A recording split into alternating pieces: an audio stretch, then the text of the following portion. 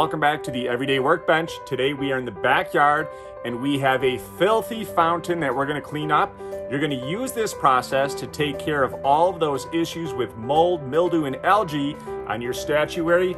We're going to use 30 seconds outdoor cleaner. It's going to be fast. It's going to be easy. Let's get started.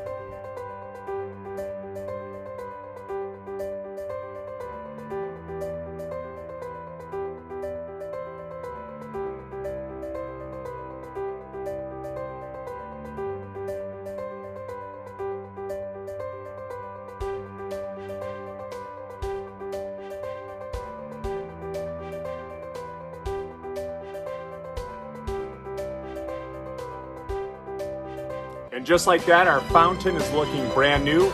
Tell me how this process worked for you in the comments. And as always, thank you for watching the Everyday Workbench.